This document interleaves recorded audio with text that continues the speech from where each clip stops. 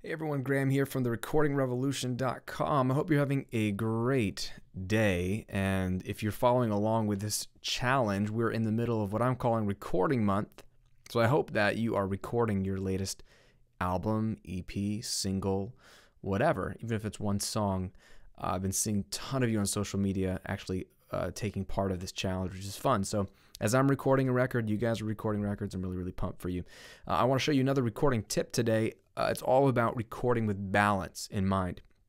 And balance can mean a lot of things. It can mean left or right. It can mean, different dynamics. But what I'm talking about is balancing rhythmic versus sustaining parts in a track.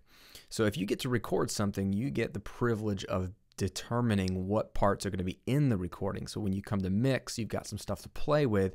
And one thing I really recommend you keep in mind is try to have parts that are both rhythmic and then other parts that are sustaining in nature, and they will balance each other well. And so I wanted to give you two examples of how I'm doing it on my record right now, just to give you an idea of what it can sound like, because it can sound like anything, and these can be any instruments that you particularly play. But if you keep this balance in mind, you'll fill out your mix a little bit more. So here is an intro to a song, and I've muted a couple of parts, and what you're going to hear is mostly rhythmic parts: drums, bass, and rhythm guitars. Take a listen.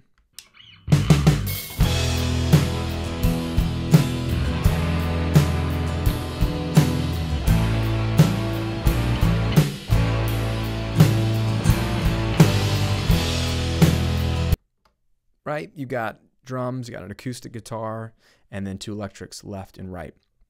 And even though they're maybe holding out a chord for a second, it's rhythmic in nature. They're strumming and it's moving through the chord progression. It sounds fine, but what I want to do is have balance in my recording. So I want to fill that out, not for the entire song, but at certain parts of the song, I want that to be complemented by sustaining parts.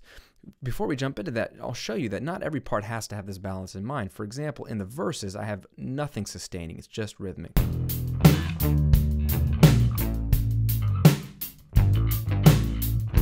That's just a riff. It's not even chords. So that's part of that dynamic. But in the main hook of the song, I want to balance this rhythmic chord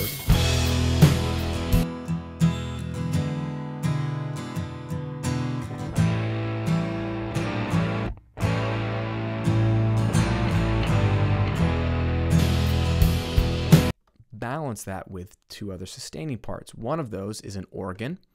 All right, so here it is in solo.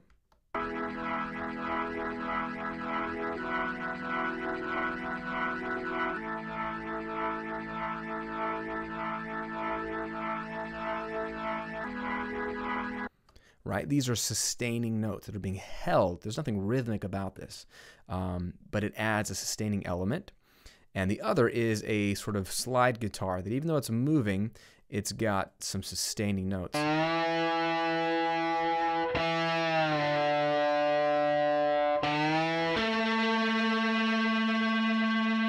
Right, holding out some notes over top of the rhythmic stuff. So let's bring those in.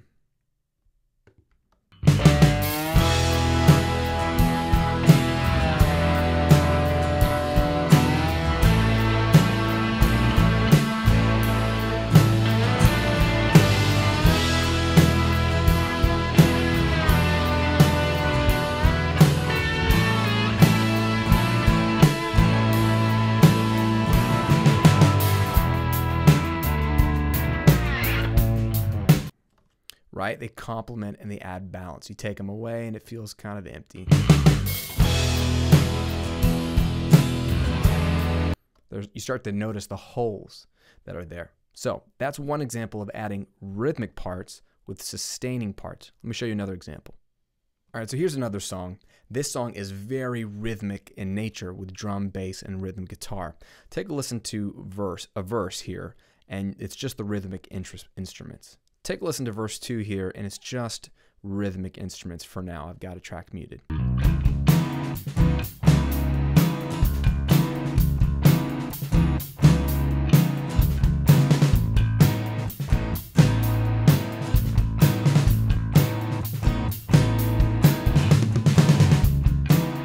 Right, very rhythmic. So I left that purposefully that way in verse 1, but in verse 2, to keep the balance, to bring balance to the mix, I added a sustaining part when it's really not a sustaining part, it's a picking guitar part. This is another example, but it adds a whole other dimension. Here's the part by itself.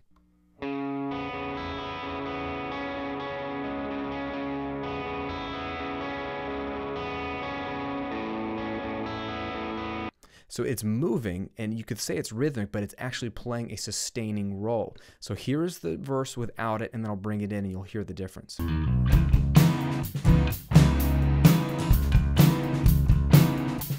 Let's bring it in.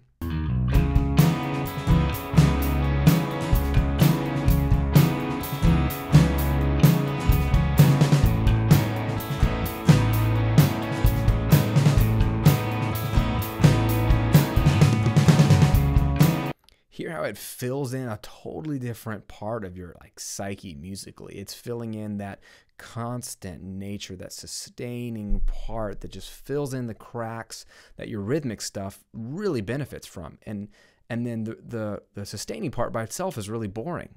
Okay, a pad or an organ or this little picking part by itself is only but so interesting. You need rhythm, and that's where you need drums or percussion or loop or bass or rhythm guitars to give you the rhythm and the feel.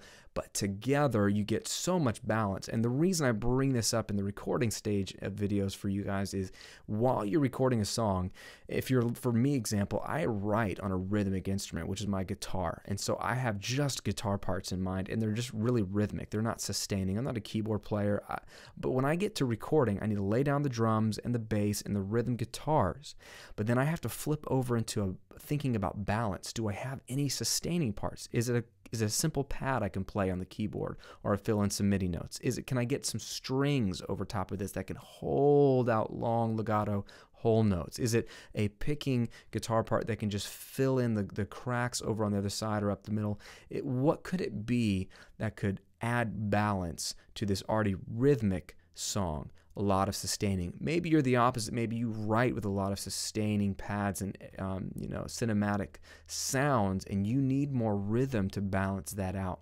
Just think about that balance, because when it comes time to mix, you will have a full arrangement that makes a lot more sense, and the mix comes together faster. Hope that helps. Go take this and run with it and try some things out. Let me know what your sustaining versus rhythmic parts are. Leave a comment here on the video or share this on social media and let people know how you're using these tips. And I hope your recording project is going well. I am nearly done with tracking. I'm going to be moving on to mixing here when March rolls around. Looking forward to it, and looking forward to sharing not only the EP, but the little documentary with you all, showing a little behind the scenes. And again, if you haven't already signed up to the newsletter so you get some more tips in your inbox and you get more information about stuff that I'm doing, just click on the link right there. You can download the free ebook, and that's my gift to you, the #1 rule of home recording. It will help you make better recordings and mixes faster, and it's free, so you're missing out if you don't have it. Join that, subscribe to the videos. Thanks for your support. I really appreciate you all. I gotta go finish my record. I hope you guys have a great week. We'll talk to you soon.